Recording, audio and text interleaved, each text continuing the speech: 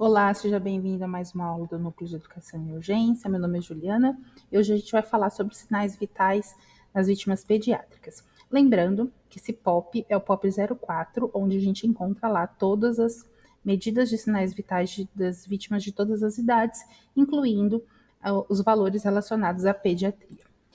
Vamos lembrar aqui que os sinais vitais, ele deve ser verificado dentro, né, da abordagem inicial das vítimas, tanto clínicas quanto traumáticas, na avaliação secundária, tá? Onde a gente utiliza o mnemônico SAMPLA e a letra S vai representar sinais e sintomas, e aí a gente faz a aferição dos 5 sinais vitais adicionados à saturação e glicemia capilar. Então a gente vai ver frequência respiratória, temperatura, dor, frequência cardíaca ou pulso e pressão arterial, glicemia, conforme protocolo específico, e reavaliação da saturação de oxigênio.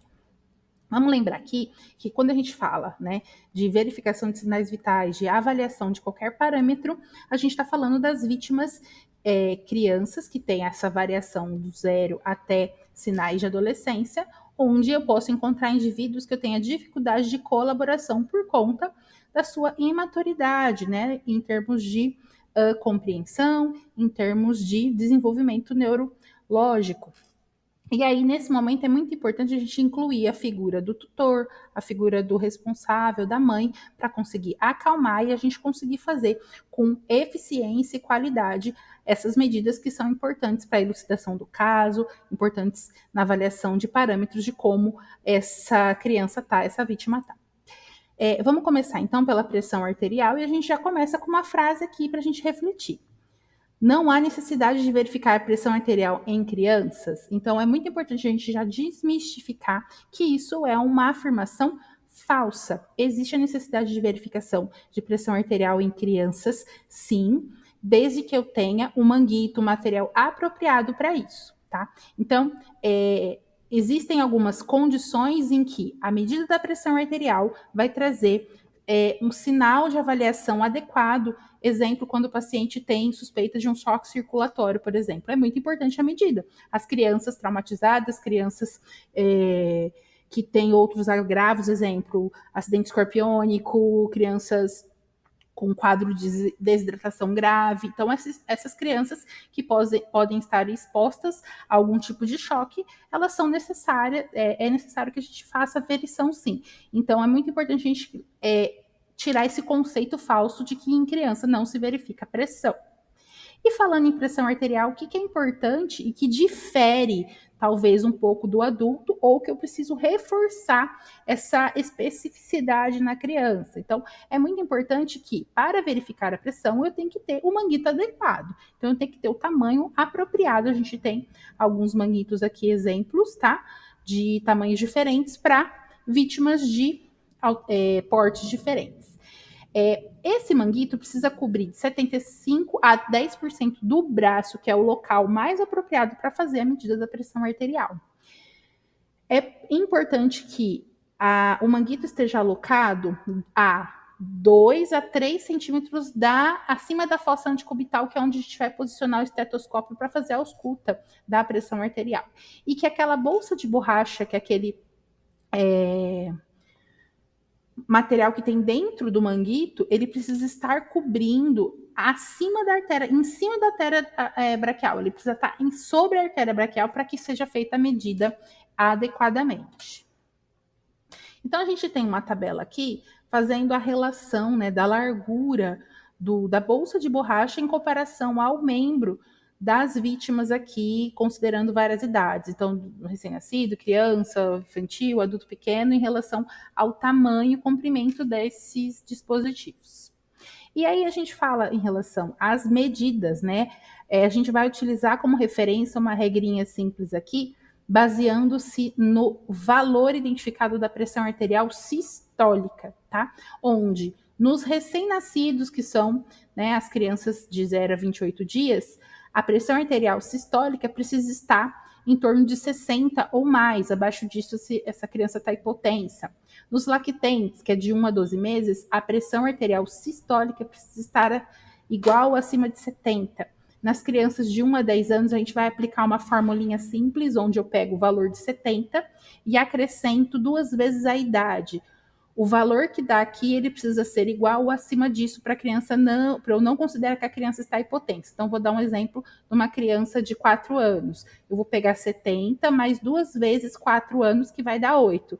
Então, a pressão arterial sistólica dessa vítima de 4 anos, ela tem que estar igual ou superior a 78 milímetros de mercúrio. E nas crianças acima de 10 anos, a gente considera aquela mesma regrinha que a gente tem para o adulto, que o indivíduo precisa estar com a pressão arterial sistólica acima de 90 milímetros de mercúrio ou mais, para eu não considerar ele um indivíduo hipotenso, tá? Quando a gente fala da frequência cardíaca e do pulso da criança, a gente vai fazer a medida quanto sinal vital, tá? Do mesmo jeito que a gente faz no adulto em relação ao tempo. Então, é importante aferir esse sinal por 1 minuto, contar durante 1 minuto quantos pulsos eu encontro nessa vítima. E aí, o que vai mudar aqui é o tamanho da vítima em relação ao local mais apropriado para aferir. Nos bebês é mais difícil verificar o pulso radial, então eu posso, assim como na identificação da parada cardiorrespiratória, fazer a medida através do pulso braquial. Então eu palpo o pulso braquial, cuidado para não apertar demais, porque é mais colabável, né, os tecidos das crianças, então eu faço uma medida suficiente, uma pressão suficiente para sentir esse pulso e eu conto durante 1 minuto. Nas crianças maiores, eu posso utilizar a artéria radial, sim, e se eu suspeitar um agravamento, identificação de parada cardiorrespiratória, nas crianças maiores é necessário que eu utilize o pulso carotídeo. Quando eu não consigo fazer essas medidas, porque é muito difícil, a criança está muito agitada, não está colaborativa, eu posso utilizar o estetoscópio para me auxiliar. Então, eu vou colocar o estetoscópio, cuidado para não colocar ele gelado, vai assustar a criança, vai fazer com que ela chore, então eu aqueço a campanula do estetoscópio rapidamente, friccionando, e coloco na região apical e eu faço a medida do pulso dessa criança auscultando os batimentos, tá? Outro ponto importante aqui que a gente precisa lembrar é que a medida do pulso que eu identifico no oxímetro nem sempre é a real, nem sempre é a fidedigna. Então, existem algumas condições que fazem com que essa medida não fique tão adequada. Algumas arritmias, um oxímetro que não está entrando direito. Então, não é adequado a gente considerar como soberana a medida do oxímetro e sim fazer essa diferença da medida manual, tá? Por isso que a gente considera que eu tenho que levar em consideração que é diferente.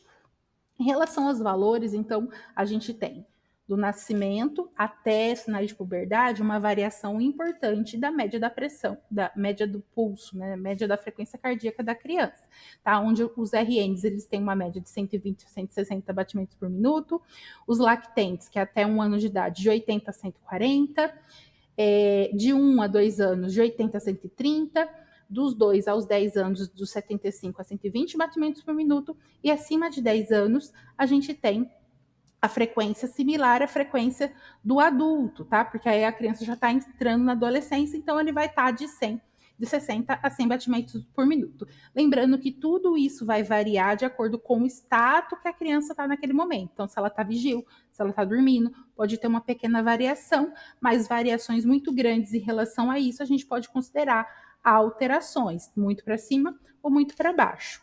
Sempre lembrar que na criança, eu tenho que ter noção dessa variabilidade, principalmente quando eu vou avaliar se o aumento da frequência está relacionado a um sinal de alteração no P de pulso, tá? Pensando aí num possível sinal de choque. Então, eu não posso considerar que isso seja similar ao que acontece no adulto, eu tenho que sempre levar em consideração essa variabilidade.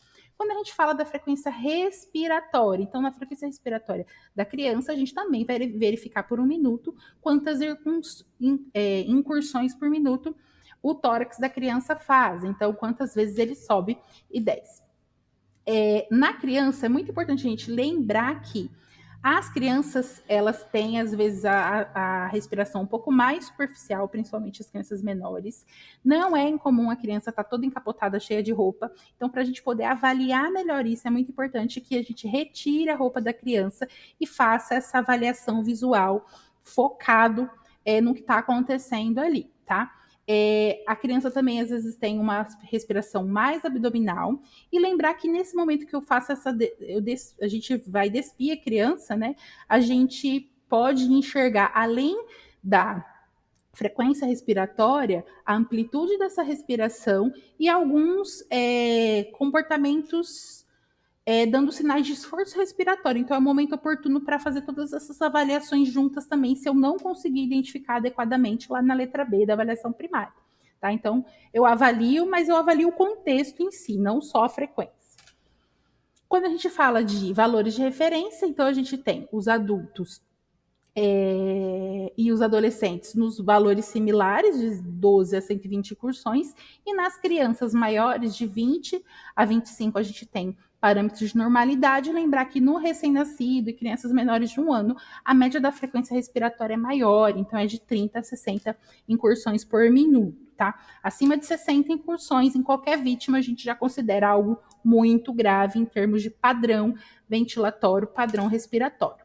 Aqui não é diferente da frequência respiratória, da frequência cardíaca, que existe uma diferença entre avaliar a oximetria e avaliar a respiração. Quantas vezes o tórax sobe e desce, tá? As ventilações. Então, uma coisa não substitui a outra. Eu coloco o oxímetro, eu avalio oxigenação. Se o oxigênio está chegando nas extremidades, está chegando nos tecidos, e eu conto a frequência respiratória para avaliar a capacidade de entrada e saída desse ar, avaliando a ventilação daquela vítima. Então, é obrigatório avaliar os dois parâmetros.